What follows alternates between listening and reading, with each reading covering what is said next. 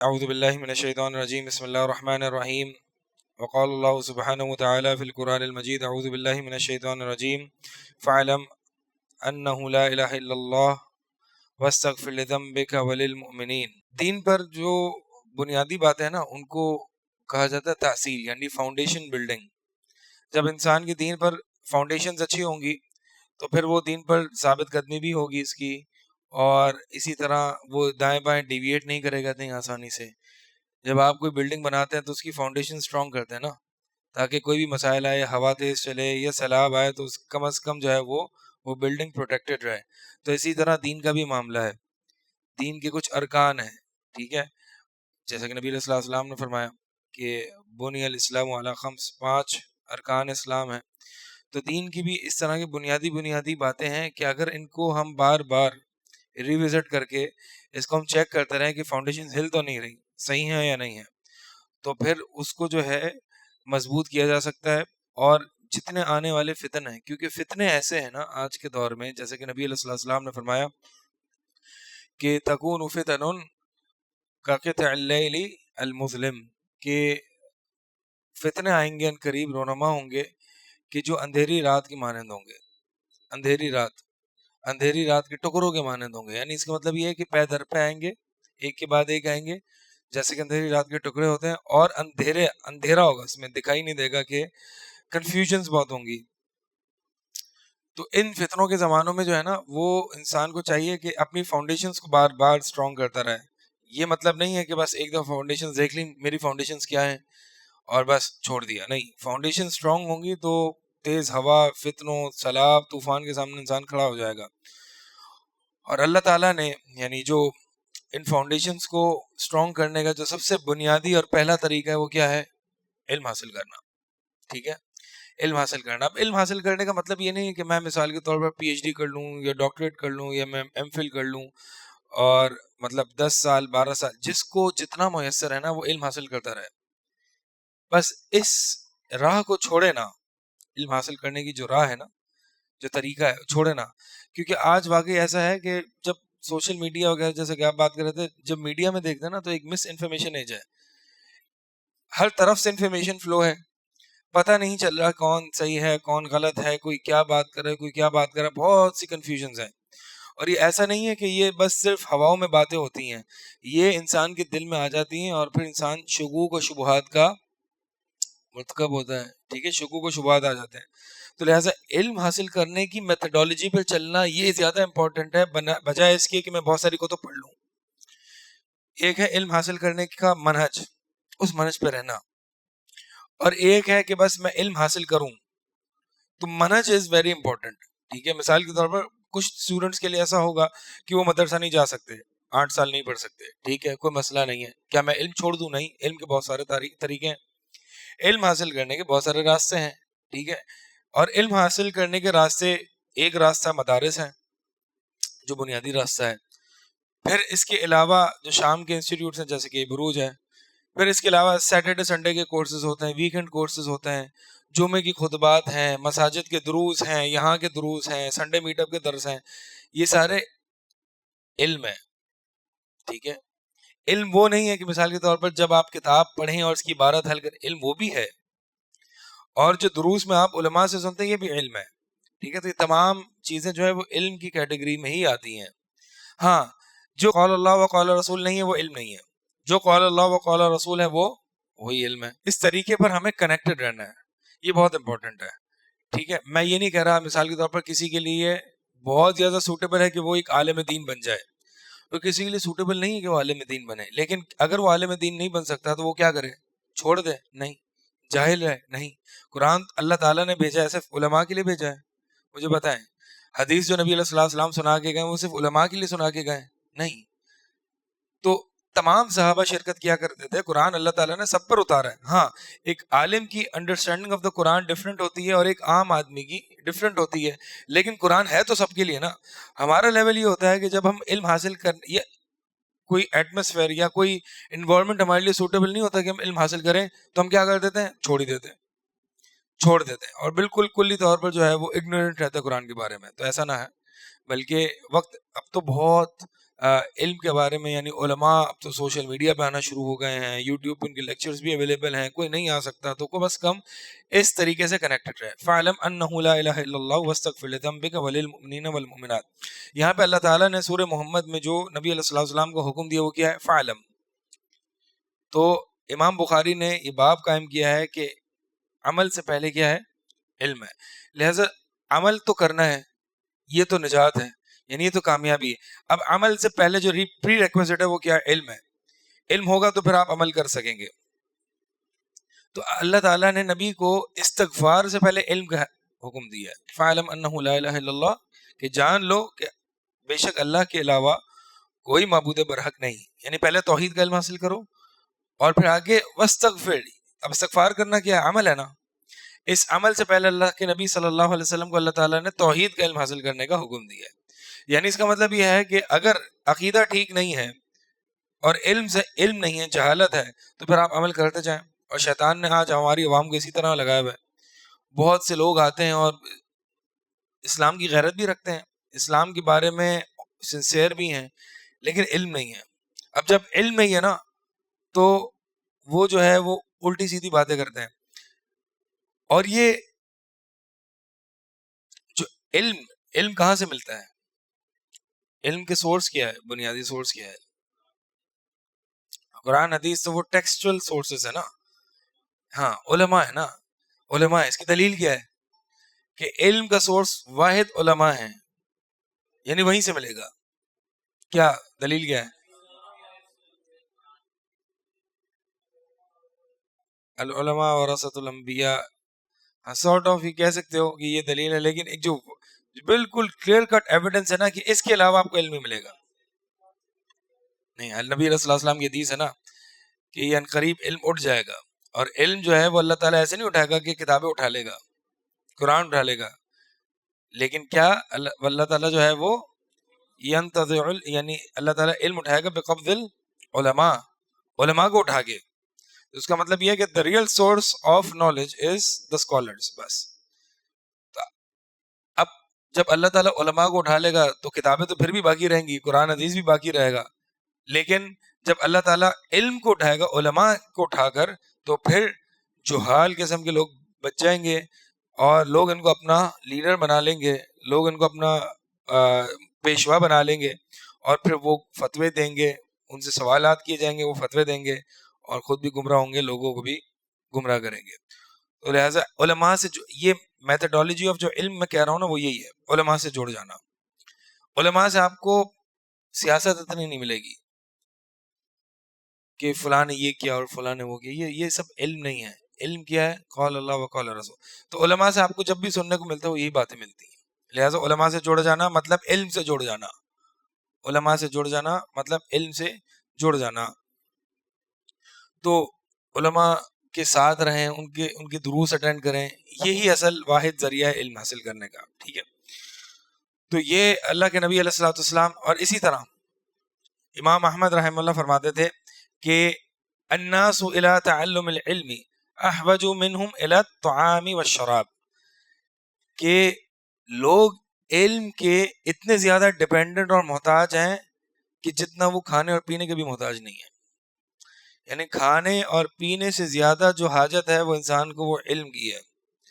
آپ کو ایسا لگا کہ جب سے آپ نے، جنہوں نے علم حاصل کرنا شروع کیا ہے، جو اس راستے پر لگے ہیں، ایسا کبھی محسوس ہوا ہے کہ ایک نیا ایک دنیا کھل گئی، مجھے بصیرت مل گئی ہے، روشنی مل گئی ہے کہ مجھے واقعی لوگوں کے اندر جہالت نظر آتی ہے واضح، یعنی واقعی میسز میں جو ہے وہ اگنورنس پھیلی ہوئی ہے. اور پھر آپ کو یہ فیل ہوتا ہے کہ اللہ تعالیٰ نے آپ کو کتنی بصیرت دی ہوئی ہے. تو علم بہت بڑی اللہ تعالیٰ کی نعمت ہے، اس کی قدر کریں. اس کی قدر کیسے کریں گے؟ عمل کر کے. ٹھیک ہے. تو اگر عمل نہیں کیا تو اللہ تعالیٰ وہ بھی علم لے لیتا ہے جو آپ کو دیتا ہے، اور اگر علم پر عمل کر لیا تو اللہ تعالیٰ وہ بھی علم دے دیتا ہے جو آپ نے حاصل نہیں کیا. تو امام احمد رحمہ اللہ کا جو ہے نا یہ بالکل مطلب آپ دیکھیں کہ ہم علم کے لیے اتنا ڈیپینڈنٹ ہے کیونکہ اللہ کی طرف سے علم آیا ہمیں، اللہ کی طرف سے علم ہے، اللہ تعالیٰ ہر چیز کو جانتا ہے. اور یہ بات جاننا ضروری ہے کہ علم حاصل کرنا دو طرح کا ہوتا ہے. ایک فرض ہے جو ہر بندے پر فرض ہے، فرض عین جس کو کہتے ہیں، اور ایک فرض کفایہ ہے.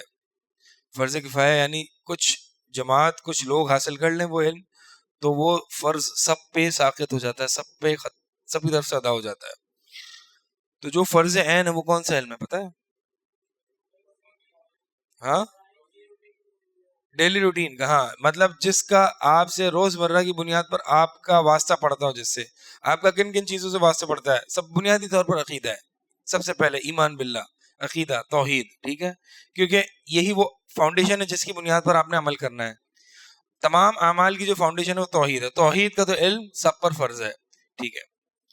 دوسری، اب روز مرہ کی بنیاد پر آپ کا واسطہ کن اعمال سے پڑتا ہے؟ نماز سے. نماز آپ کو پڑھنا آنی چاہیے. جو نماز میں پڑھ رہے ہیں اس کا معنی پتہ ہونا چاہیے. میں جو سورہ فاتحہ پڑھ رہا ہوں اس کے بعد جو سورت پڑھوں گا، سبحان ربی العظیم پڑھوں گا، سبحان ربی الاعلیٰ پڑھوں گا، رب اغفر لی پڑھوں گا، تحیات پڑھ لوں گا، درود پڑھوں گا، پھر اس کے بعد اذکار پڑھوں گا، آیت الکرسی پڑھوں گا. ان تمام چیزوں کے معنی آتے ہیں یا نہیں آتے؟ یا میں ایسے ہی بس کھڑا ہوا ہوں اور بولے جا رہا ہوں، پتہ ہے نہیں کچھ میں نے کیا کرنا ہے، ٹھیک ہے. تو یہ ہماری نمازیں اس لیے اچھی نہیں ہو پا رہی کیونکہ ہمیں پتہ ہی نہیں ہے. تو ایک تو یہ ہے کہ جو نماز، پھر اس کے بعد نماز سے پہلے جو ہے وہ طہارت ہے. پاکیزگی کیسے حاصل ہوتی ہے؟ وہ بہت بڑے بڑے ہو جاتے ہیں، عمریں زیادہ ہو جاتی ہیں، ان کو یہی نہیں پتا ہوتا کہ پاکیزگی کیسے حاصل ہوتی ہے، غسل کیسے کرنا ہے، غلط طریقے سے پوری زندگی غسل کرتے رہیں. تو بھائی یہ تو بنیادی باتیں ہیں، بنیادی باتیں. تو اس طرح کی جو قیل و قال اور جو سوشل میڈیا پہ بحثیں چل رہی ہے اس میں تو ماشاءاللہ بڑے ٹپ ٹاپ ہوں گے. سسٹم کیسے تبدیل کرنا ہے، نظام کیسے بدلنا ہے، اس میں تو A1 ہوں گے. ایتھیزم کا رد کرنا ہے، وہ تو ماشاءاللہ کتابیں رٹی ہوئی ہوں گی، فلسفہ آتا ہوگا.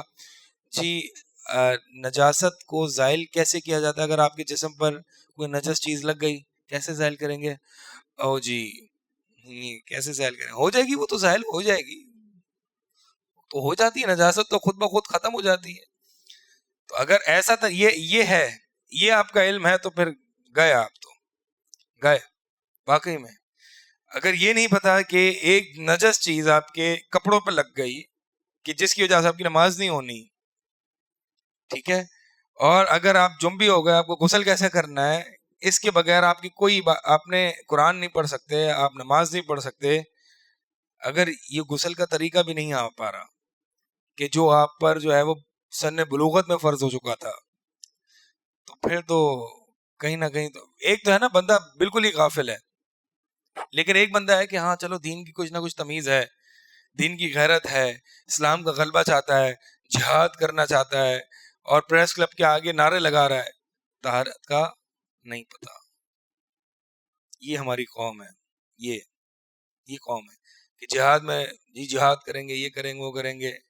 اتنا جہاد تو ہو نہیں پا رہا کہ کم از کم کسی عالم دین سے بیٹھ کے کتاب الطہارہ پڑھ لے، ٹھیک ہے. تو یہ جو ویسے عموماً دوسرے بھی جگہ آرگنائزیشنز میں کورسز ہوں گے. ہمارے جو بروج میں جو شروع کا 1 سالہ تاسیس ہے نا، اسی طرح بدایہ ہے، تو اس میں یہ بنیادی چیزیں بتائی جاتی ہیں. طہارت اور کتاب الصلاح بنیادی چیز ہے نا. شروع کا 1 سالہ جو تاسیس ہے، 1 سال کا ڈپلوما کورس، اسی طرح بدایہ ہے. تو جو روز اٹینڈ نہیں کر سکتے ان کے لیے بدایہ ہے. تو تاسیس ہفتے میں 3 دن ہے، اور اگر جو ویک ڈیز میں کلاسز اٹینڈ نہیں کر سکتے ان کے لیے بدایہ سنڈے اونلی کورس ہے. یعنی اگر اتنا میں ٹائم نہیں نکال پا رہا کہ میں ان بنیادی چیزوں کو ہفتے میں 3 دن یا 2 دن یا 1 دن سیکھ لوں، 1 دن بھی ٹائم نہیں نکل پا رہا، تو کم از کم کہیں نہ کہیں تو پرابلم ہے نا میرے اندر. میری پریفرنسز میں کہیں نہ کہیں ایشوز ہیں کہ میں کس چیز کو ترجیح دے رہا ہوں، میں میرا اصل فوکس کیا ہے، ٹھیک ہے. تو یہ کوئی بہت لمبا ٹائم نہیں ہے. اگر ہفتے میں 1 دن نکالے بندہ یہ باتیں سیکھنے کے لیے تو یہ کوئی بہت زیادہ ٹائم نہیں ہے. لہٰذا طہارت ہمارا روز مرہ کی بنیاد پہ یہ فرض عین ہے. یہ علم یہ فرض عین ہے، پتہ ہونا چاہیے وضو کیسے ہوتا ہے، غسل کیسے ہوتا ہے، طہارت اگر لگ جائے تو کیسے اس کو ہٹایا جاتا ہے، ٹھیک ہے. یہ ساری چیزیں فرض عین ہیں. اب طہارت کے بنیادی مسائل ہو گئے. اسی طرح نماز میں نے کیسے پڑھنی ہے، کتنی رکعتیں ہیں، نماز کے اوقات کیا ہے، یہ ساری چیزیں. ہاں اگر مثال کے طور پر آپ مؤذن نہیں ہیں تو اذان کے احکامات آپ پر فرض نہیں ہیں. آپ امام نہیں ہیں تو امام کے کیا احکامات ہوتے ہیں، وہ کیا اگر اس سے غلطی ہو گئی یا بیچ میں وضو اڑ گیا تو اس کے کیا احکامات ہوتے ہیں. ٹھیک ہے میں مانتا ہوں اگر آپ امام نہیں تو آپ پر یہ باتیں جاننا فرض نہیں ہے، لیکن کم از کم میں نے نماز پڑھنی پیچھے، اگر میرا وضو ٹوٹ جائے میں امام کے پیچھے ہوں تو میں امام کے پیچھے کنٹینیو کروں گا یا نہیں کروں گا. یہ ساری باتیں بنیادی سی باتیں، یہ حاصل کرنا، یہ علم حاصل کرنا فرض ہے. پھر اس کے بعد روزے کیسے رکھنے ہیں، اور اگر اللہ تعالیٰ نے استطاعت دی ہے تو زکوٰۃ کیسے دینی ہے. زکوٰۃ کی کیلکولیشن نہیں آتی لوگوں کو، سیریسلی بتا رہا ہوں. مال تو ہے لیکن زکوٰۃ کی کیلکولیشن نہیں آتی، بس زن کی بنیاد پر ایک لم سم کا اماؤنٹ دے دیا، ہاں اتنی بنتی ہوگی. اللہ اکبر. اگر 2.5 کی جگہ 2.4 دے دی پھر، اور 2.5 کیسے کیلکولیٹ ہوگی آپ کے مال پر. یہ تو ساری چیزیں آنی چاہیے. ٹھیک ہے. ہاں میں یہ نہیں کہہ رہا کہ آپ کو جنازے کے مسائل پتہ ہوں، کیونکہ آپ نے جو ہے وہ نہ کفن دینا ہے. ہاں اگر کس نے دینا ہے تو اس کے لیے واجب ہے سیکھنا. جس نے نماز جنازہ پڑھانی ہے اس کے لیے اس کو پتہ ہونا چاہیے. لیکن جس نے نماز جنازہ پڑھنا بھی بہرحال فرض عین تو نہیں ہے، یہ فرض کفایہ ہی ہے. تو یہ بات ہے کہ جنازے کے مسائل، ہم آپ کو یہ نہیں کہہ رہے کہ طلاق کے مسائل سیکھیں. ہاں لیکن جو آپ سے ریلیٹڈ ہیں، کم از کم بنیادی طور پر طلاق کس سے واقع ہوتی ہے اگر آپ کی شادی ہو جائے. یعنی پہلے تو آپ کتاب و نکاح پڑھیں گے نا، پہلے تو آپ کو کتاب و نکاح ہے. تو یہ معاملات ہیں. پھر اسی طرح جو لوگ کاروبار کر رہے ہیں، کتاب البیوع ہے، بیوع کے بنیادی معاملات پڑھنا. اب لوگ سمجھتے ہیں کہ یہ جو 1-2 سالہ جو ہم چیزیں پڑھ رہے ہیں نا، یہ کوئی آپ کو عالم بنا دیتی ہے اور آپ عالم بن جاتے ہیں اور آپ فتویٰ دینے لگتے ہیں. نہیں بھائی، یہ تو بنیادی باتیں ہیں جو کہ ہر بندے سے ریلیٹڈ ہے. آپ مجھے بتائیں، آپ سیکنڈ ایئر میں، فرسٹ ایئر میں جو آپ پڑھ رہے ہیں، مطلب عمدۃ الاحکام وغیرہ میں، بنیادی باتیں نا، یہ ایسی باتیں ہیں کہ اس میں سے زیادہ تر وہ باتیں ہیں جو آپ سے روزمرہ سے متعلق ہیں. ٹھیک ہے. تو یہ تو آپ پر جو ہے نا، یہ تو آپ کو حاصل کرنا ہے، یہ والا علم حاصل کرنا ہے کہ جو روزمرہ کی بنیاد پر طہارت ہے، نماز ہے، زکوٰۃ ہے، حج ہے، یہ ساری باتیں، اور کاروبار لین دین ہے. پھر ایک علم ہے فرض کفایہ. ہاں اب آپ فرض عین پر آپ نے تاسیس مکمل کر لیا، ٹھیک ہے، اس کا اگلا سال بھی شاید مکمل کر لیا. اب اس کے بعد جو علوم آتے ہیں نا، اس کے بعد وہ فرض کفایہ میں آ جاتے ہیں. ٹھیک ہے، وہ فرض کفایہ میں آ جاتے ہیں. صحیح ہے. اس کا مطلب کیا ہے کہ اس میں جو ہے نا، وہ ضروری نہیں ہے وہ علم آپ حاصل کریں جو آپ سے پرٹین یا آپ سے کنسرن کرتا ہو، بلکہ آپ نے سارا علم حاصل کرنا ہے. کیوں؟ کیونکہ اب آپ کا اصل مقصد دین کی حفاظت ہے. یعنی فرض عین سے جب آپ فرض کفایہ پر منتقل ہوں گے، اس کا مطلب یہ ہے کہ آپ انڈیویجول آبلیگیشن یا انڈیویجول رسپانسبلٹیز سے آپ امت کی رسپانسبلٹی پر آ جائیں گے. یعنی آپ جو فرض عین تھا جو آپ سے ریلیٹ کرتی تھی، اب آپ نے تھوڑا سا ویژن بڑا کر لیا. اب آپ آ گئے حفاظت دین پر. پہلے آپ عمل پہ تھے کہ جو میں نے عمل کرنا کم از کم میں اس کا علم حاصل کر لوں. پھر اس کے بعد آپ کی ویژننگ بڑھ گئی، اور پھر جب آپ نے علم کی فضائل سنے اور کہا کہ نہیں، علم کی پیاس تو یعنی، اور یہ ہے کہ جب بندہ 2-3 سال یہ اس طرح سے علم سے جڑ جاتا ہے نا، تو اس کی پیاس بڑھ جاتی ہے اور کہتا ہے اب تو بس نہیں کرنی، اب تو میں، یعنی لذت یہی ہے، مزہ اسی میں ہے، اصل پلیجر، اصل انجوائبل چیز ہی یہ ہے. تو اب وہ فرض عین سے فرض کفایہ پر منتقل ہو جاتا ہے، اور پھر اب رسپانسبلٹی اس کے اوپر بڑی آ جاتی ہے، اور وہ ہے دین کی حفاظت کا ذمہ اور دین کی تبلیغ کا ذمہ، کہ اب وہ آگے دین کو منتقل بھی کرے گا، اور آگے جیسے جیسے علم بڑھتا جائے گا تو پھر علم کو لوگوں تک پہنچائے گا بھی. ٹھیک ہے. تو علم حاصل کرنا، یہ 2 باتیں ہو گئیں. ایک علم کا مصدر کیا ہے، اور ایک علم کا منہج کیا ہے، اور علم کتنی قسم کا ہے. یہ 2-3 باتیں ہو گئی. ایک اور بات علم کے مصدر کے تعلق سے، علم کا مصدر صرف علماء ہیں، صرف اور صرف علماء ہیں. جو کتابوں سے علم حاصل کرتا ہے وہ علم کو ضائع کر دیتا ہے. اہل علم کا اس پر بڑا کلام ہے. ٹھیک ہے. من اخذ العلم فی بطون الکتب، اس طرح کا کلام ہے، ضیعہ یا ضیعہ، کہ جو شخص کتابوں سے علم حاصل کرتا ہے تو وہ علم کو ضائع کر بیٹھتا ہے. اور اسی طرح قرآن میں نا، فَاسْأَلُوا أَهْلَ الذِّكْرِ إِن كُنتُمْ لَا تَعْلَمُونَ، اگر تمہیں علم نہیں ہے تو تم کس سے پوچھو؟ کتاب کھول کے دیکھ لو، کس سے پوچھو؟ کس سے؟ اہل ذکر. اہل ذکر کون ہے؟ اہل علم ہے. ہاں ہاں ایسے ہی ہے کہ وہی بتا رہا ہوں کہ علم کا مصدر یا سورس جو ہے وہ علماء ہے. اس کی یہ آیت بھی دلیل ہے، فَاسْأَلُوا أَهْلَ الذِّكْرِ إِن كُنتُمْ لَا تَعْلَمُونَ، کہ اللہ تعالیٰ نے علم حاصل کرنے کا کہا ہے، لیکن کہاں سے؟ اہل ذکر سے، اہل الذکر. ٹھیک ہے. تو ان کنتم لا تعلمون، اگر تم علم نہیں رکھتے. تو علم نہیں ہے تو پھر اہل ذکر کے پاس ہمیں جانا ہوگا.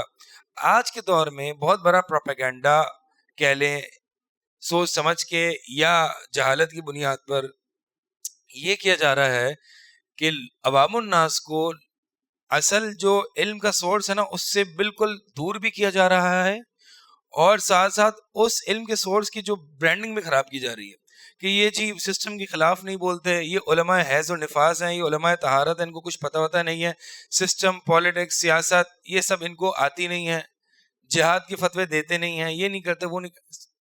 یہ سب جذباتی باتیں ایک سوچ سمجھے یا جہالت کی بنیاد پر یہ باتیں کی جاتی ہیں تاکہ عوام الناس کیا ہو جائے, علماء سے دور ہو جائے.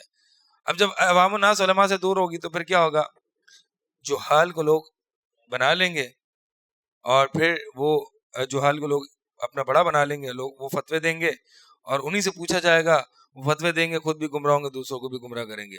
اللہ کے نبی صلی اللہ علیہ وسلم فرماتے ہیں کہ ایسا زمانہ آئے گا کہ سنوات خداعات, دھوکے والے سال, ڈسیپٹیو ایئرز, کہ جس میں سچے کو جھوٹا سمجھا جائے گا, جھوٹے کو سچا, امانت دار کو خیانت دار, خیانت دار کو امانت دار.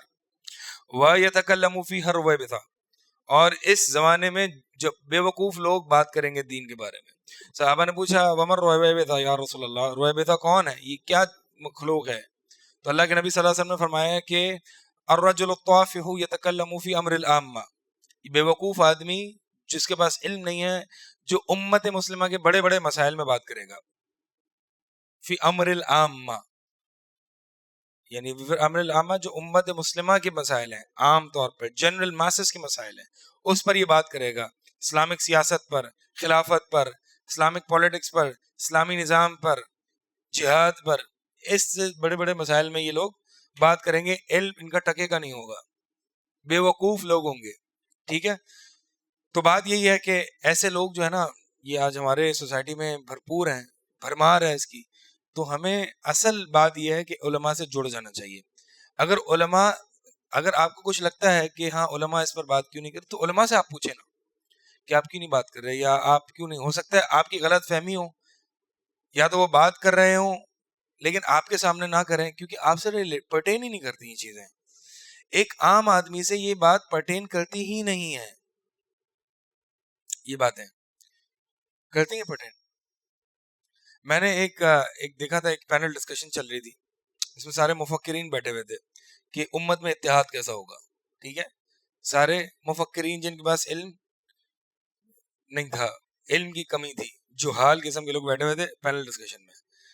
بات بڑی بڑی باتیں ہو رہی ہیں, فلسطین میں جہاد کیسے ہوگا, اور کس نے دیکھا یہ,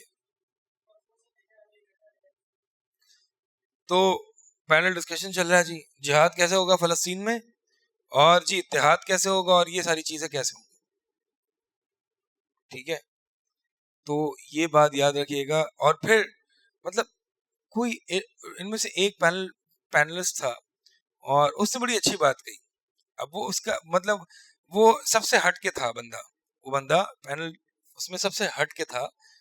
اس سے کہا کہ یار یہ جو ہم سامنے آڈینس کے سامنے بیٹھے نا, ان کو کخ تمہاری یہ جہاد اور یہ ساری باتیں جو ہے نا تم جو کر رہے ہو اسلامی نظام کی, اس سے ریلیٹ ہی نہیں کرتی.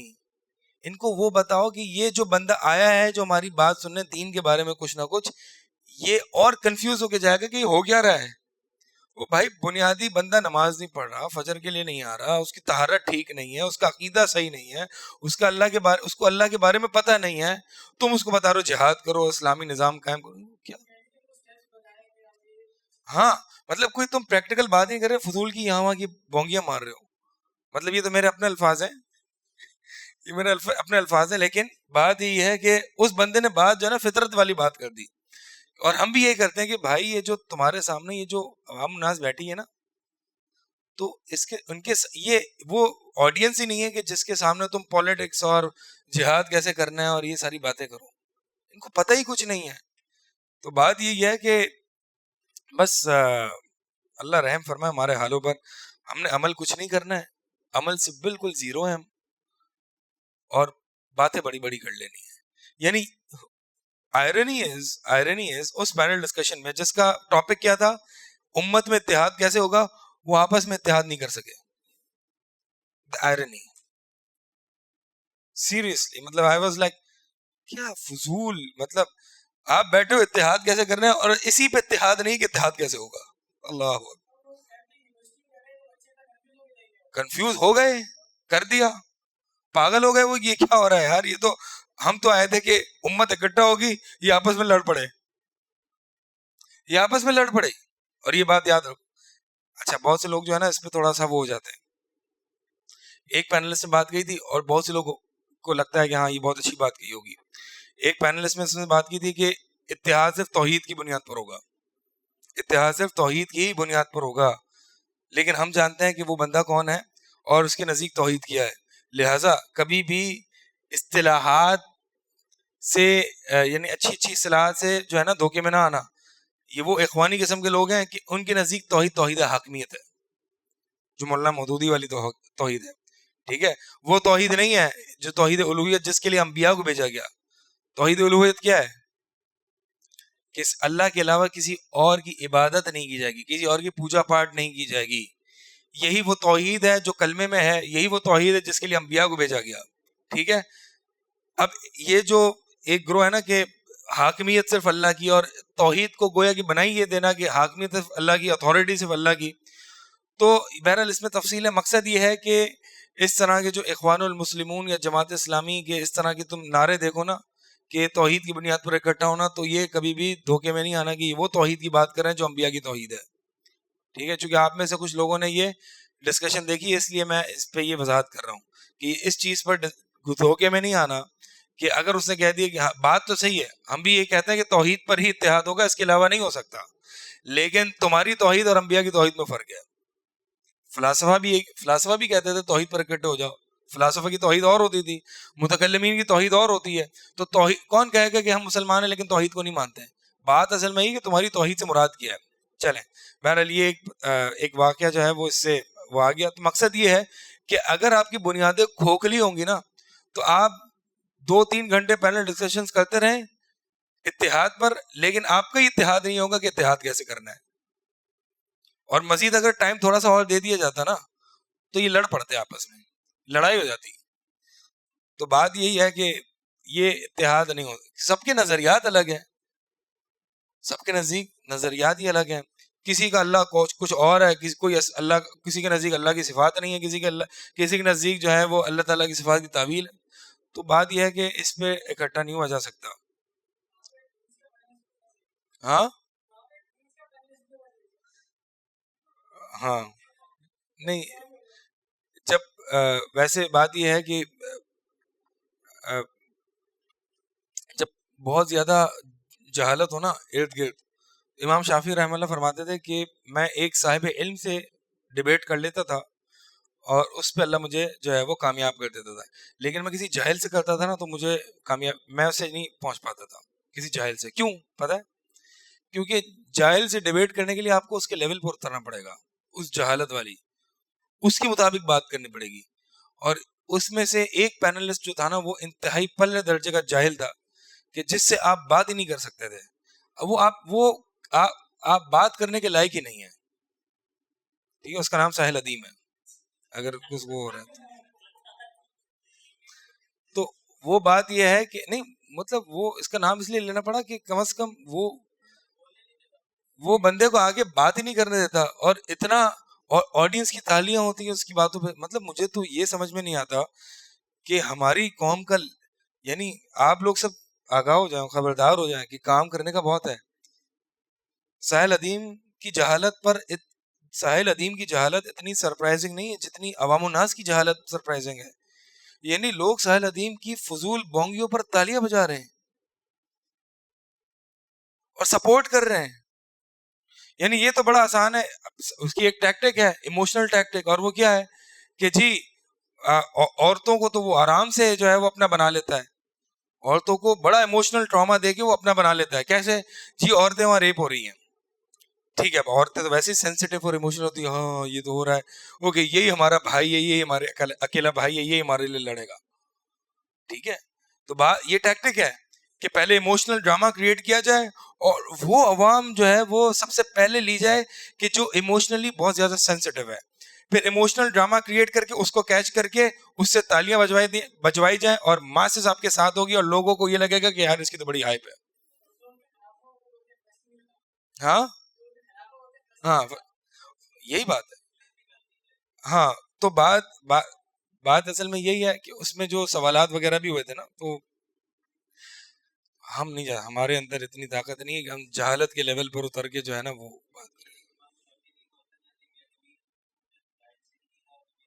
امام شافی, میں نے ابھی تو بتایا نا, امام شافی کا قول ہے کہ کبھی جاہل سے میں مناظرہ نہیں جیت سکا, کیونکہ جاہل ایک تو آپ کو بات نہیں کرنے دے گا, اور دوسرا یہ ہے کہ جاہل ایموشنل ڈراما سین کریٹ کرے گا, ٹھیک ہے, اور جاہل سے بات کرنے کے لیے آپ کو جہالت برتنی ہوگی.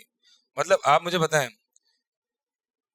جیسے کہ ہے نا کسی کا قول میں نے پڑھا تھا کہ دنیا, جیسے کہ حدیث میں آتا ہے دنیا مردار مانند ہے, ٹھیک ہے, جیسے کہ نبی علیہ السلام ایک موقع پہ صحابہ کے ساتھ جا رہے تھے, تو وہاں پہ ایک بکری مری ہوئی تھی, تو نبی علیہ السلام نے دنیا کی مثال دی کہ مطلب یہ ہے کہ دنیا مردار کی مثال ہے, دنیا کی مثال مردار کی ہے. اگر آپ کو یہ چاہیے تو کتوں سے چپٹنا آنا چاہیے, آپ کو کتوں سے لڑنا آنا چاہیے, کیونکہ کتے مردار پر چپٹتے ہیں. اگر دنیا چاہیے تو ایسے لوگوں سے نپٹو پھر. اور واقعی ایسا ہے کہ جس کو واقعی دنیا کی ہرس ہے وہ نکلے مارکیٹ میں, ایسے بیٹھے ہیں, پھر آپ کو نمٹنا آنا چاہیے ہر ایک سے. تو بات یہ ہے کہ جو حال سے نمٹنے کے لیے پھر کتا بننا پڑتا ہے, کتا بن نہیں سکتے, ٹھیک ہے جی. تو بتائے نا, جب کتے آپ پر بھونک رہے ہوں تو اس کا علاج کیا ہوتا ہے, نکل جائیں آپ, نکل جائیں. آپ سامنے بھونکنے بیٹھ جائیں گے تو آپ کا ہی اسٹیٹس نیچے ہوگا, وہ تو کتا ہی رہے گا. میں اسے مثال کے طور پر پیش کر رہا ہوں, اب یہ الفاظ لوگوں پر نہ فٹ کریں, میں مثال دے رہا ہوں کہ ایسے جہلا سے بات نہیں کی جاتی, ایسے جہلا سے بات نہیں کی جاتی. یہ خام و خواہ علم کی وقار کے خلاف ہے اور علم کی توہین ہو جاتی ہے اس سے, ٹھیک ہے. کوئی باشعور آدمی بیٹھا نا, اس پینلسٹ میں کچھ تھے باشعور تھے, لیکن بہرحال سب اتحاد کے معاملے میں سب زیرو ہی تھے. چلے جی, تو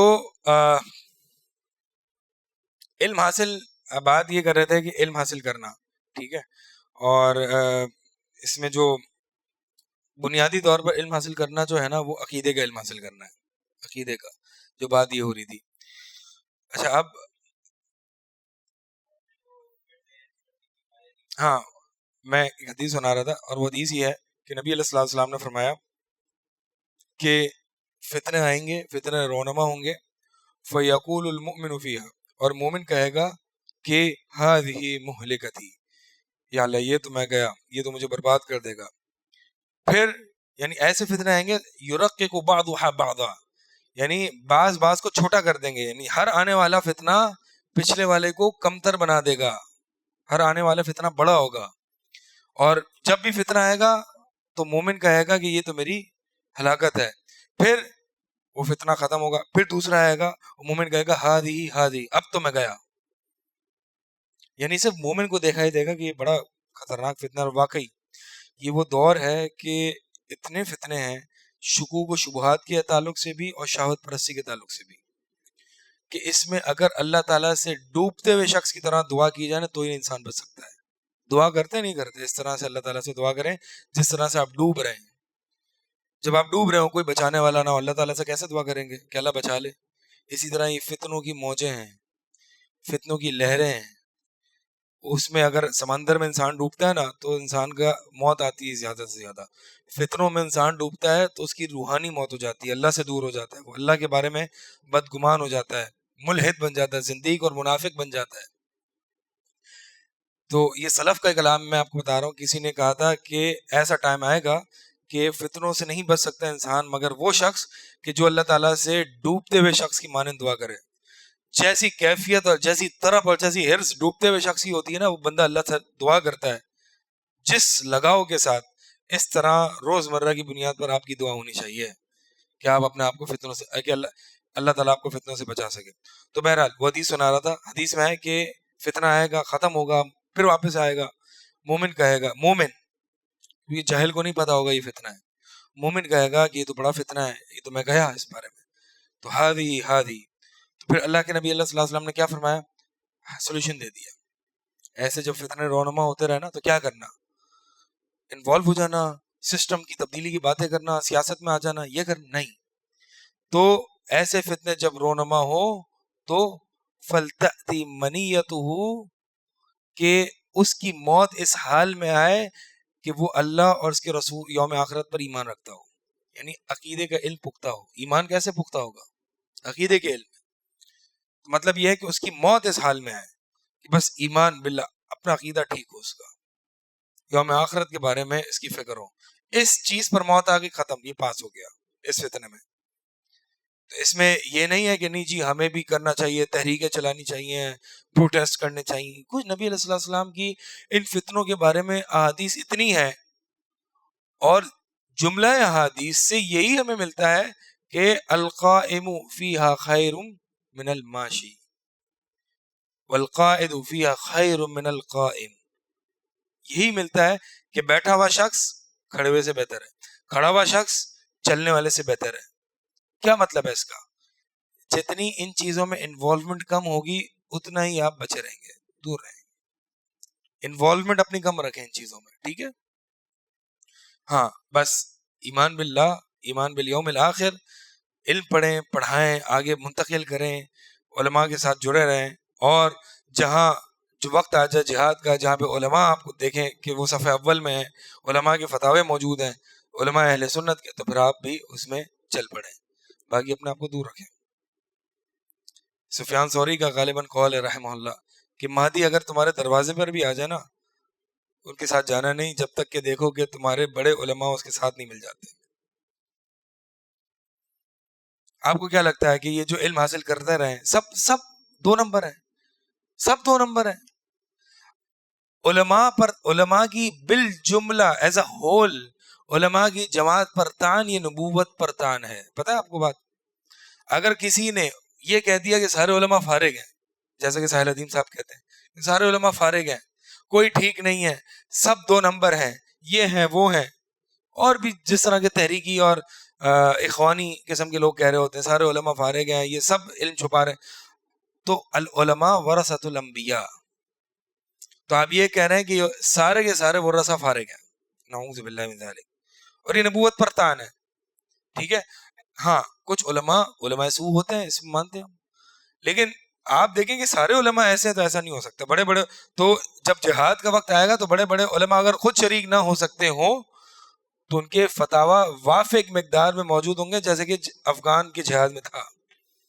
افغان کا جب روس سے جہاد تھا نا شروع کے ٹائم میں، تو کثیر تعداد سعودی عرب سے علماء کے فتاوے موجود ہیں، اور کثیر تعداد طلباء اور علماء کی جو ہے وہ سعودی سے افغان جہاد میں شرکت کی تھی. ابھی کس کے فتاوا موجود ہیں؟ کیا ہے؟ تو مطلب یہ ہے کہ کیا سارے علماء 2 نمبر ہو گئے؟ کیا سارے علماء پیسوں کے پجاری ہو گئے؟ کیا نہیں. کہیں تو مسئلہ ہے نا، کہیں شرائط پوری نہیں ہو رہی، کچھ تو پرابلم ہے، کوئی تفصیل ہے. ٹھیک ہے؟ تو بات یہ ہے کہ ایموشن ٹراما نہ کھیلیں، ایموشن گیم نہ کھیلیں. اس میں مزید تفصیل ہوتی ہے، بڑا علم ہوتا ہے، اس میں بڑی چیزیں ہوتی ہیں جس کو دیکھ کے فیصلے کرنے پڑتے ہیں. تو بہرحال بات یہی ہے کہ اللہ کے نبی صلی اللہ علیہ وسلم کی حدیث کیا ہے کہ جب اس طرح کی فتنہ ہے نا تو بس تمہاری موت اس بات پر آئے کہ تمہارا اللہ پر ایمان پختہ ہو اور یوم آخرت کی فکر ہو. ٹھیک ہے؟ یہ بہت ضروری ہے. اور علم حاصل کرنے کا جو طریقہ ہے بنیادی طور پر میں ذکر کر دوں، شیخ عبد الرحمن بن ناصر السعدی جو کہ شیخ محمد بن صالح العثیمین کے ٹیچر ہیں، انہوں نے ایک مختصر سا طریقہ بتا دیا کہ علم کیسے حاصل کیا جائے گا. ایک مطلب علم کا اگر طریقہ کار صحیح نہ ہو نا تو جو 2 سال میں علم حاصل کرنے والا ہوتا ہے وہ انسان 8 سال میں کرتا ہے. صحیح ہے؟ لانگ روٹ لے لیتا ہے. تو بات یہ ہے کہ سب سے پہلے جو ہے نا چھوٹے چھوٹے متون کو یاد کیا جائے، ان کو پڑھا جائے. چھوٹے چھوٹے متون کون سے ہیں؟ کتاب التوحید ہے، اصول ثلاثہ ہے، قواعد اربع ہے، یہ عقیدے کے بارے میں چھوٹے چھوٹے متون ہو گئے. پھر اس کے بعد عقیدہ واسطیہ ہے، پھر اس کے بعد لمعۃ الاعتقاد ہے، پھر اس کے بعد عقیدہ تحاوی ہے. اس طرح کے متون ہیں، اس طرح سے سٹیپ بائی سٹیپ انسان پڑھتا ہے. یہ عقائد میں ہو گیا. اسی طرح حدیث میں سب سے بنیادی متن جو ہے وہ اربعین نووی ہے، اس کو پڑھیں کسی استاد سے. پھر عمدۃ الاحکام ہے جس میں احکامات کی حدیث ہے، اور پھر اس کے بعد جو ہے وہ بلوغ المرام ہے. پھر اس کے بعد جو ہے وہ مشکات المصابیح ہے، پھر اس کے بعد سنن نسائی، ترمذی، یہ ساری کتب سنن آتی ہیں. تو ابتدائی مرحلہ کیا ہے کہ شیخ عبد الرحمن بن ناصر السعدی فرماتے ہیں کہ چھوٹے چھوٹے جو متون ہیں نا ان کو یاد کر لیا جائے اور ان کا علم حاصل کر لیا جائے، ان کو پراپر طریقے سے ضبط کر لیا جائے، پھر آپ بڑی بڑی جتنی بھی کتابیں پڑھتے ہیں وہ گویا کہ ان متون کی شرح ہوتی ہے. ٹھیک ہے، بات سمجھے، بڑی گہری بات کہی ہے انہوں نے. تو بات یہ ہے کہ یہ جو متون ہے نا یہ گویا کہ نچوڑ ہیں تمام علوم کا. یعنی عقائد کے باب میں یہ جو چھوٹے چھوٹے متون ہیں، متون سے مراد سمجھتے نا کیا ہے؟ چھوٹے چھوٹے جو کتابچے ہیں جو بڑے بڑے علماء نے لکھے ہیں. تو ہر سبجیکٹ میں یہ متون ایک علم کی نچوڑ کی حیثیت ہے، اور یہ نچوڑ یا اصول یا قواعد یہ آپ کو یاد ہونے چاہیے. یہ ہوتی فاؤنڈیشنز. تو یہ گویا کہ فاؤنڈیشن کے طور پر آپ کو سرو کرتا ہے. ٹھیک ہے، تو حدیث میں نے یہ جو 2-3 متون گنا دیے، عقیدے میں گنا دیے. ٹھیک ہے، اصول فقہ میں الاصول من علم الاصول ہے. ٹھیک ہے، اور اسی طرح جو ہے وہ قرآن میں جو ہے وہ قرآن میں تو بنیادی جو قرآن کا ترجمہ ہے اور قرآن کی تفسیر ہے جو کہ اہل علماء سے پڑھے جائیں. تو یہ چھوٹی چھوٹی باتیں اس کو ضبط کر لیں، اور پھر جب آپ بڑی بڑی کتب کا مطالعہ کریں گے تو گویا کہ آپ کو لگے گا کہ یہ وہ اصول کی شرح ہے، یہ وہ اصول کی ایکسپلینیشن ہے. تو یہ طریقہ علم حاصل کرنے کا ہے. یہ طریقہ نہیں ہے کہ پہلے بہت بڑے بڑے بڑے والیومز جو ہیں وہ اٹھا کے وہ پڑھنا شروع کر دیں اور فاؤنڈیشنز ویک ہیں. یعنی یہ ایسے ہی ہے کہ جیسے کہ بلکہ اس پینلسٹ نے مثال بھی دی تھی کہ یہ جو بچے آئے نا آپ اس کو سرجری پہلے سکھا رہے ہیں. یعنی یہ فرسٹ ایئر میڈیسن کی فرسٹ ایئر میں، اور اس کو آپ بتا رہے ہیں سرجری کیسے ہوتی ہے. او بھائی پہلے ہیومن باڈی تو بتائیں اس کو کیا ہے. تو بات یہی ہوتی ہے کہ جب بڑی بڑی کتابیں اور بڑے بڑے موضوعات میں انسان پڑھ جاتا ہے نا کہ اس پر رد ہو رہا ہے، جی اس کا یہ ہو رہا ہے، اس پر رد ہو رہا ہے، اس نے اس فلاں عالم نے یہ غلطی کر دی، اس نے یہ غلطی کر دی. یہ بڑے بڑے موضوعات ہیں، یہ علماء پر چھوڑ دیں. ٹھیک ہے، تو مذہب کیا ہوتا ہے، یہ سب بڑے بڑے موضوعات ہیں، اس کو علماء پر چھوڑ دیں. جو عام باتیں ہیں نا اس کو بس یاد رکھیں. جو منہج کی عام بحثیں ہیں، جو قرآن اور حدیث اور عقائد کی جو عام ٹاپکس ہیں ان کو پہلے یاد کر لیں. فاؤنڈیشن اسٹرانگ ہو جائیں گی، پھر اس کے بعد آپ تفصیل میں جائیں. واضح؟ بڑی بڑی کتاب کچھ تو ایسے ہیں جناب، کچھ تو فاؤنڈیشن اتنی ویک ہیں جی ان کو در و تعارض العقل و نقل، بڑی بڑی امام ابن تیمیہ کی کتابیں پڑھا رہے ہیں. ٹھیک ہے، موطا امام مالک پڑھا رہے ہیں، اور پتہ نہیں کیا کیا تفسیر کشاف پڑھا رہے ہیں، مطلب بڑی بڑی کتابیں. تو بات یہ ہے کہ ان کی تو فاؤنڈیشن ہی اسٹرانگ نہیں ہے. آپ پتہ نہیں اتنی بڑی بڑی کتابیں کیا پڑھا رہے ہیں، سمجھ نہیں آ رہا. پڑھانے والے بھی کیسے ہیں، پڑھایا جا رہا ہے وہ بھی کیسے ہیں. اللہ المستعان. بس یہ علم کے ساتھ خیانت ہے اور لوگوں کے ساتھ دھوکہ ہے. علم نبی علیہ السلام کے طریقے پر سیکھیں. نبی علیہ السلام کا طریقہ کیا تھا، صحابہ کا طریقہ کیا تھا کہ صحابہ فرماتے ہیں ہم 10 آیات آپ صلی اللہ علیہ وسلم سے سیکھتے، اس کو یاد کرتے اور اس پر عمل کرتے. تو ہم نے علم اور عمل دونوں ساتھ لیا ہے. تو دوسرا اصول یہی ہے، پہلا جو علم تھا اس کی بات ہو گئی، دوسرا اصول کیا ہے، عمل.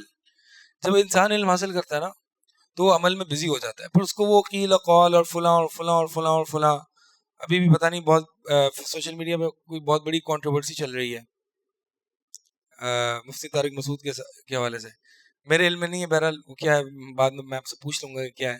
آپ لوگوں کو پتہ ہے؟ نہیں ہونا چاہیے پتہ نہیں ہونا چاہیے. کیوں نہیں ہونا چاہیے؟ کیونکہ ابھی فی الحال جو ہے نا یہ چیزیں ڈسٹریکشنز ہیں. تمہیں یہ نہیں پتا، لیکن تمہیں یہ تو کم از کم پتا ہے کہ ہاں منہج کی کہاں بحث چل رہی ہے، اور کہاں یہ کس فلاں پر رد ہو رہا ہے، فلاں سلفی عالم پر رد ہو رہا ہے، کہاں یہ ہو رہا ہے، کہاں کس کو منہج سے خارج کیا جا رہا ہے.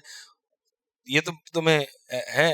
ہم تمہاری مستی والی مسکراہٹ سے یہ باتیں پہچان لیتے ہیں. ہمیں یہ باتیں کبھی کبھار، یہ جو بھی ہم نے پینل ڈسکشن اور اس طرح کی باتیں کی، یہ ردود عام لوگوں کے بارے سامنے اس لیے کرنے پڑتے ہیں کیونکہ یہ منجن عام لوگوں کے سامنے بک گیا ہے، اور ہمیں مجبور ہیں ہم کہ آپ مثال کے طور پر آپ دیکھیں نا کہ اسماء صفات کے بارے میں جو صحابہ نے اس طرح کی باتیں کی تھیں اتنی تفصیل سے اور فلاسفہ، اور کیوں اس وقت یہ گمراہی نہیں تھی.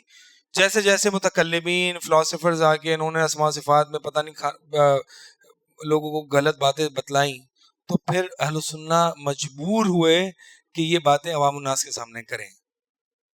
ورنہ خاموں کا عام سی فطرت ہے، جب اللہ تعالیٰ کے ہاتھ کی بات آتی ہے، اللہ تعالیٰ سمیع علیم ہے، عام فطرت ہے کہ بندہ اتنی گہرائیوں میں جاتا بھی نہیں ہے کہ ہاں ٹھیک ہے اللہ تعالیٰ خوب سننے والا ہے، اور اتنی کمپلیکسٹیز میں جاتا ہی نہیں ہے، بس عام اللہ تعالیٰ سننے والا ہے، اللہ تعالیٰ خوب سننے والا ہے، اور اللہ تعالیٰ ہماری طرح تو نہیں سنتا. یہ عام فطرت والی بات ہے نا. تو بات یہی ہے کہ یہ جب باتیں ہوتی ہیں میڈیا پر تو ہم مجبور ہو جاتے ہیں کہ کم از کم لوگوں کو اس کے بارے میں آگاہ کریں، ورنہ یہ علم کا طریقہ نہیں ہے. بیسک سے سٹارٹ کرنی چاہیے. عوام الناس کی حالت یہ ہے کہ وہ بیسک سے بھی بالکل نیچے ہے. اس کو تو پہلے یہ بتانا ہے کہ تم غلط ہو، اور جو تم جن کو سن رہے ہو وہ بھی غلط ہے، پہلے ہی بتانا ہے. پہلے گراؤنڈ صاف کرنا پڑتا ہے، پھر اس کو بیسک سکھانی پڑتی ہے. ایک عجیب سا جو ہے نا وہ ماحول اور ایک عجیب سا انوائرمنٹ کریٹ ہو گیا. تو بہرحال ابو عبد الرحمن رضی اللہ تعالیٰ عنہ فرماتے ہیں کہ ہم یعنی صحابہ میں یہ بتایا کرتے تھے رحمہ اللہ، یعنی تابعی فرمایا کرتے تھے کہ صحابہ میں یہ بتایا کرتے تھے کہ ہم نبی علیہ الصلوۃ والسلام سے 10 آیات سیکھتے تھے اور پھر اگلا علم ہی حاصل نہیں کرتے تھے جب تک کہ ہم اس پر عمل نہ کر لیں. تو بات یہ بتا رہا تھا کہ جب انسان علم حاصل کرے گا، علم حاصل کرنے میں مصروف رہے گا تو پھر عمل میں مصروف ہو جائے گا. جب علم اور عمل میں مصروف ہوگا تو اس کو بہت زیادہ ٹائم نہیں ملے گا کہ وہ فلاں اور فلاں نے یہ کہا، فلاں یہ کہا، جی سوشل میڈیا پہ اس کے نام سے فلاں مولوی صاحب نے اس کے رد میں ویڈیو نکال دی، فلاں نے اس کے رد میں ویڈیو نکال دی، فلاں نے اس کے رد میں ویڈیو نکال دی. یہ سب اس کے پاس اتنا ٹائم نہیں ہوگا. ہاں ٹھیک ہے، کچھ ردود ایسے ہوتے ہیں کہ جو کہ امپورٹنٹ ہوتے ہیں، کہ جو آپ کو پتہ ہونا چاہیے گمراہی کی. جیسے کہ حذیفہ بن یمان رضی اللہ تعالیٰ عنہ کہا کرتے تھے کہ لوگ آپ یعنی اصل بات یہی ہے، صحابہ نبی علیہ الصلوۃ والسلام سے کیا خیر کے بارے میں پوچھتے تھے، اصل بات یہ ہے. اور میں آپ سے شر کے بارے میں پوچھتا تھا.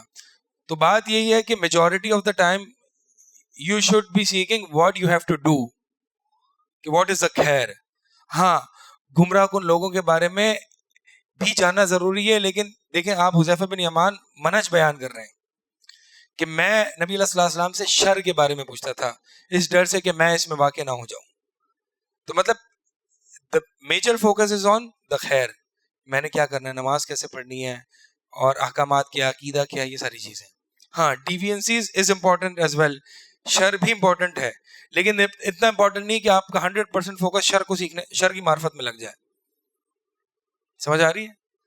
تو یہ جو قیل و قول اور ردود اور پورا اس کا A to Z اگر اس کا منہج علم اس چیز پر بن چکا ہے تو اس کو آگاہ رہنا چاہیے، اس کو آگاہ ہونا چاہیے. اللہ کی معرفت ہے نہیں، عقیدہ ہے نہیں، طہارت کے مسائل نہیں ہے، بس فلاں نے فلاں پر رد کیا، تم ایتھیزم پر، میں ایتھیزم پر رد کر رہا ہوں، وہ فلاں لبرلزم پر رد کر رہا ہے، فلاں یہ فلاں وہ، بس بیک اینڈ فورتھ، اور دین جو ہے وہ آرگیومنٹس کا نام بن گیا. ٹھیک ہے، تو اگر عمل پر انسان لگ گیا تو اس کا مطلب یہ ہے کہ وہ اب بزی ہو جائے گا. تو علم اور عمل یہ صحابہ نے ایک ساتھ سیکھا ہے، عمل کرنا سیکھے دیکھیں کہ میں نے آج کیا سیکھا ہے، اس میں نے عمل کیسے کرنا ہے. فضائل بن ایاز رحمہ اللہ فرماتے تھے لا یزال العالم جاہلا بما علم حتی یعمل به، کہ ایک عالم جاہل ہی رہتا ہے جب تک کہ اس پر عمل نہیں کرتا. فاذا عمل به کان عالما، بس جب وہ اپنے علم پر عمل کرتا ہے تو پھر وہ عالم بنتا ہے. اور ایک علم میں اللہ تعالیٰ نے لذت رکھی ہے. سہل التستری رحمہ اللہ فرمایا کرتے تھے کہ جو علم ہے، علم میں ایک لذت ہے، اور اس علم پر اگر عمل کیا جائے گا، یعنی اس علم کو حاصل کرنے میں ایک دنیاوی لذت ہے، مزہ آتا ہے، اور اگر اس پر عمل کیا جائے گا تو پھر یہ آخرت کے لیے ہو جائے گا. اگر عمل نہیں کیا جائے گا تو بس یہ تمہاری دنیا کی لذت ہی رہے گی اور دنیا کے لیے بس تمہیں فائدہ دے گا، آخرت میں تمہارے لیے وبال بن جائے گا. اگر اس پر عمل کیا جائے گا تو فکان للآخرہ، تو پھر یہ علم آخرت کے لیے ہو جائے گا. تو لہٰذا جو شخص علم پر عمل کرتا ہے اس کی دنیا بھی جنت بن جاتی ہے اور آخرت بھی جنت بن جاتی ہے. لہٰذا عمل کرنا سیکھیں. ٹھیک ہے، سبحانک اللہم و بحمدک اشہد ان لا الہ الا انت استغفرک و اتوب الیک. دو باتیں، دو اصول یہاں پہ ذکر ہوئے، علم اور عمل، علم اور عمل. باقی انشاءاللہ دیگر اصول جس پر آپ کی فاؤنڈیشنز انشاءاللہ اسٹرانگ ہوں گی وہ آنے والے ہفتوں میں ہم اس کو ذکر کریں گے. فہمت نہیں؟ جندب رضی اللہ تعالیٰ عنہ کی جو حدیث ہے نا وہ یہ ہے کہ تعلمنا الایمان قبل ان نتعلم القرآن، کہ ہم نے ایمان یعنی عقائد، ایمان دیکھیں یہ بات جو ہے نا اصطلاحات میں ایز دا ٹائم گوز، یعنی جیسے جیسے ٹائم آگے آتا ہے اصطلاحات میں فرق آ سکتا ہے، اور لیکن بات وہی ہوتی ہے، معنی وہی ہوتا ہے. مثال کے طور پر اب میں آپ کو بتاؤں، جیسے کہ جہاں پہ قرآن حدیث میں ایمان اور ایمان کو سیکھنے کی بات آتی ہے وہ عقیدہ ہی ہے. اسی لیے جو سلف صالحین نے کتابیں لکھی ہیں اس میں کتاب الایمان بھی ہے. کتاب الایمان میں محدثین کیا ذکر کرتے ہیں؟ عقائد ذکر کرتے ہیں. ٹھیک ہے، تو کتاب الایمان کے نام سے عقیدے کی کتب سلف صالحین میں مشہور ہے. اسی طرح تھوڑا سا آگے ہے، یعنی صحابہ کے دور میں ایمان ایکولس ٹو عقیدہ. تھوڑا سا آگے آئے السنہ کے نام سے جو ہے کتابیں لکھی گئی، تو السنہ ایکولس ٹو عقیدہ یا منہج. جیسے کہ آج کے دور میں ہم منہج کہتے ہیں نا، تو یہ سننا بھی جو ہے وہ سلف کے دور میں، یعنی یہ جو لوگ کہتے ہیں نا کہ آپ کیا منہج بار بار بات کرتے ہیں، تو ایک تو یہ ہے کہ یہ ایک اصطلاح قرآن میں بھی ہے. ٹھیک ہے، قرآن میں بھی منہاج کے لفظ ہیں. اور دوسری بات یہ ہے کہ یہ ٹھیک ہے، اگر سلف نے منہج اتنا نہیں کیا تو سننا بہت کیا ہے اور اس پر کتابیں لکھی. اور سننا از equals to المنہج. Sunnah equals to ایمان ایکولس ٹو منہج ایکولس ٹو عقیدہ. واضح بات. اب اس بارے میں انشاءاللہ کنفیوز نہیں ہونا آپ لوگ. ہاں، ایکویشن پھر سے بتا دوں شروع سے، سلف کے دور، صحابہ کے دور سے، یعنی اس طرح سے چلتے ہیں. ایمان equals to Sunnah equals to عقیدہ ایکولس ٹو منہج. انٹرچینجبلی یہ اصطلاحات استعمال ہوتی ہیں. تو جندب والی جو حدیث ہے نا وہ یہی ہے کہ ہم نے قرآن سے پہلے ایمان سیکھا، پھر ہم نے قرآن سیکھا. اب سوال یہ ہو سکتا تھا نا کہ قرآن میں ایمان ہی تو ہے. لوگ کہتے ہیں نا کہ جی آپ قرآن پڑھ لیں آپ کو سب مل جائے گا. یہ طریقہ نہیں ہے، یہ صحابہ کا طریقہ نہیں تھا.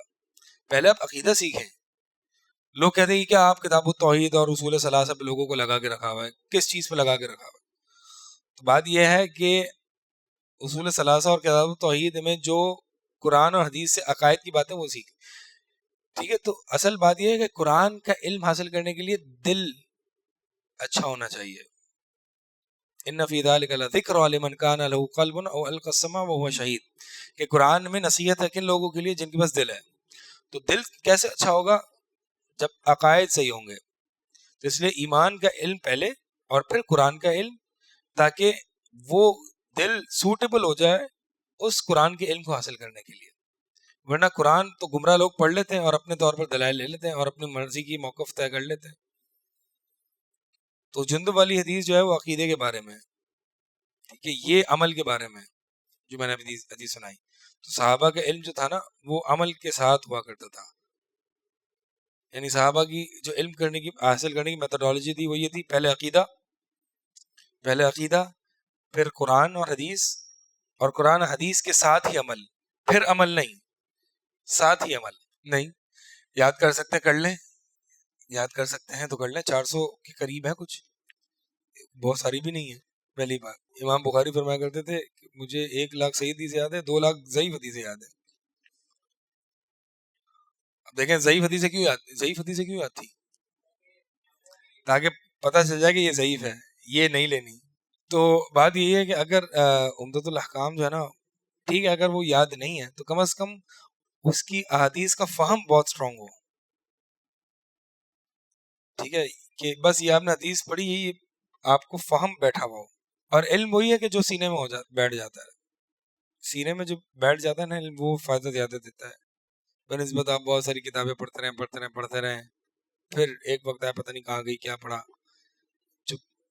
جو چھوٹی چھوٹی متون جو یاد کرتے ہیں نا انسان، وہ بیٹھ جاتا ہے انسان کے دل میں. اور آخر تک آج بھی آپ مثال کے طور پر دیکھیں، سعودی میں جائیں اور عرب ممالک یعنی سعودی عربی میں جائیں تو شیخ محمد بن عبد الوہاب رحمہ اللہ کی دعوت کی برکات سے آج بھی جو بوڑھے اور ایجڈ حضرات ہیں نا ان کو اصول ثلاثہ وغیرہ یاد ہوتی ہیں. یعنی انہوں نے، اب وہ کوئی عالم تھے، اب ٹیکسی چلا رہے ہیں یا کوئی بڑی عمر کی کوئی چلا رہے ہیں، تو اگر ان کو متن یاد نہیں ہوگا تو ان کو بحث بہت زبردست طریقے سے یاد ہوتی ہے. کیوں؟ اب دیکھیں امام محمد بن عبد الوہاب رحمہ اللہ نے اس علم کو کتنا آسان کر کے عوام الناس میں پھیلا دیا. تو یہ ایسا نہیں ہے کہ علم یہ صرف خاص لوگوں کے لیے، علماء کے لیے، بلکہ یہی ہے کہ علم کو عام کرو. جب علم عام ہوگا تو پھر اس سے بہت خیر و برکت معاشرے میں آئے گی. تو آج بھی ان کو یاد ہوتی ہیں کتاب التوحید کی بحثیں، اور یہاں کا وہاں کا ایک عام آدمی بھی جو ہے نا، وہاں کا ایک عام آدمی یہاں کے جو غیر اہل حدیث مدارس ہے نا اس سے پڑھا ہوا اس کا عقیدہ زیادہ اسٹرانگ ہوتا ہے. اور بات یہ ہمارا جو او لیولس کا کریکولم تھا نا اس میں بھی ہم نے مطلب کریکولم اگر دیکھا جائے تو اچھا تھا, سیرت اور اس میں کچھ صورتوں کی جو ٹرانسلیشن اور ایکسپلینیشن تھی, لیکن اس کے باوجود توحید کی بات نہیں تھی, پتہ ہی نہیں ہے کہ توحید کیا ہے. یعنی آپ دیکھیں نا ایک مسلم معاشرے میں انسان پوری زندگی گزارتے تھے, اس کو پتہ ہی نہیں ہے کہ انبیاء جس توحید کے لیے جس توحید کو دے کے بھیجے گئے تھے وہ توحید کون سی ہے. چلیں یہیں پہ اس کو روکتے ہیں. سبحانک اللہم و بحمدک اشہد ان لا الہ الا انت.